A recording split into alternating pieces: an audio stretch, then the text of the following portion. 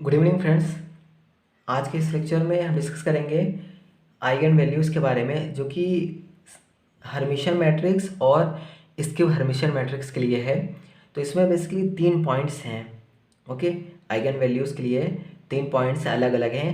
एक तो हमारा सिमेट्रिक मैट्रिक्स हो या हर्मिशन मैट्रिक्स हो, और एक जो है हमारा स्क्यू सिमेट्रिक या स्क्यू हर्मिशन हो इसके लिए, या फिर ऑर्थोगोनल या यूनिटरी मैट्रिक्स, इसके लिए आइगन वैल्यूज़ की कंक्लूज़न है। तो ये पॉइंट्स हमें याद रखने चाहिए, क्योंकि ये जो है पॉइंट्स हमारे ईएससी के एग्ज़ाम में ये पॉइंट्स अक्सर पूछे जाते हैं। ओके, डायरेक्टली क्या है कि ये थियरी बेस्ड क्वेश्चंस होते हैं। थियरी में देकर ऑप्शन यहाँ पे पूछा जाता है कि इसकी आइगन वैल्यूज़ रियल होगी या फिर इमेजिनरी होगी या ज़ीरो होगी, ओके, या फिर यूनिटी होगी, इस टाइप से। तो सबसे पहले हम बात करेंगे सिमेट्रिक या हर्मिशन मैट्रिक्स के बारे में। ओके, तो सबसे पहला पॉइंट ये है, the eigen values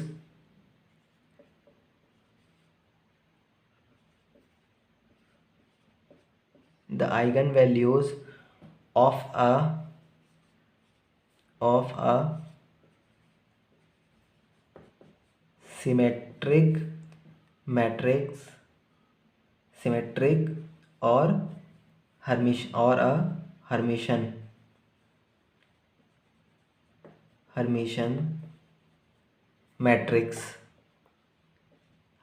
matrix are always real.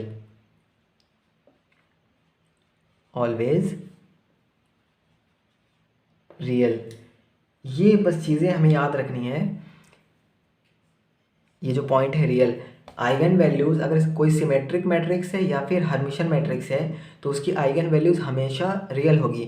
कई बार क्या होगा कि जो हमारे पास क्वेश्चंस होंगे उसमें क्या है कि दिया होगा हर्मिशन मैट्रिक्स या फिर सिमेट्रिक, दोनों सेम ही है, सिमेट्रिक हो या फिर हर्मिशन हो, तो उसमें क्या है एक मैट्रिक्स दे रखी होगी। अगर हमें पहले से पता चल जाता है, उसको चेक कर लेंगे, या फिर पहले से क्वेश्चन ऑलरेडी दे रखा है सिमेट्रिक मैट्रिक्स है या फिर हर्मिशन मैट्रिक्स है, तो उसमें अगर बहुत सारे ऑप्शन दे रखे हैं आइगन वैल्यूज़ के, उसमें कुछ ऐसा उन्होंने अगर ये टॉप पॉइंट उनको शो करना होगा तो वो एक हमारी जो आइगन वैल्यूज़ होगी वो रियल दी होगी, अदर जो आइगन वैल्यूज़ होगी कुछ ना कुछ डिफरेंट दी होगी आयोटा के फॉर्म में।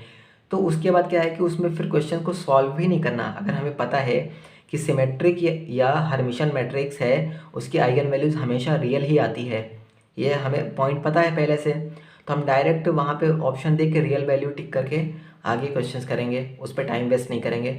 तो ये पॉइंट हमें याद रखना है, सिमेट्रिक या हर्मिशन के लिए आइगन वैल्यूज़ रियल होगी। ओके, सेकेंड पॉइंट है स्क्यू हर्मिशन या स्क्यू सिमेट्रिक के लिए। सेकेंड पॉइंट जो है हमारा है द आइगन वैल्यूज़ ऑफ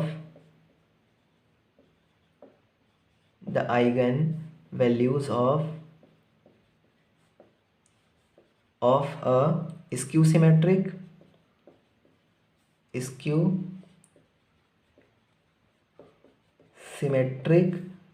और अ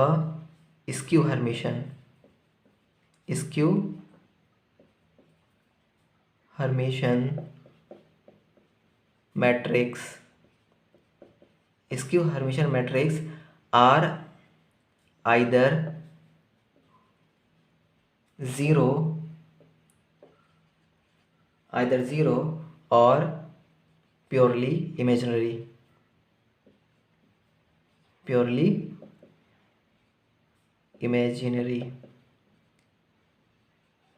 ओके, तो ये हमें पॉइंट्स याद रखने हैं, या तो ज़ीरो होगी या प्योरली इमेजिनरी होगी।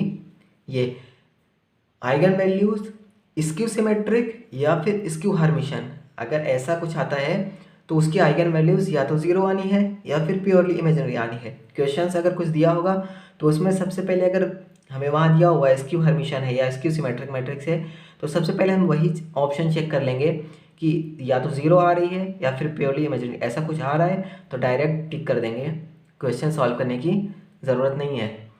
उसके बाद नेक्स्ट जो पॉइंट है वो है ऑर्थोगोनल या फिर यूनिटरी मैट्रिक्स के बारे में। तो the eigenvalues of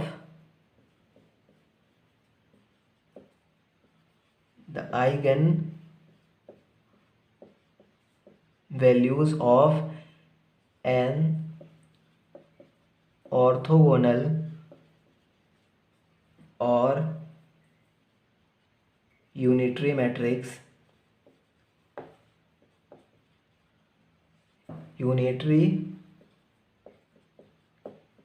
matrix have absolute value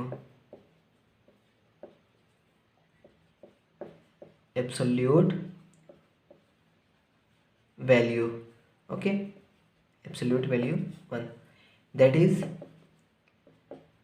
mod of lambda equal to 1।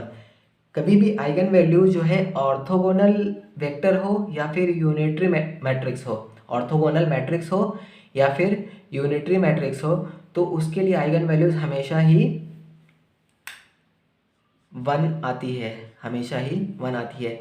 तो ये हमें 3 पॉइंट याद रखने हैं कि अगर मैट्रिक्स सिमेट्रिक है या हर्मिशन है तो उसके लिए हमेशा ही आइगन वैल्यूज़ रियल आएगी।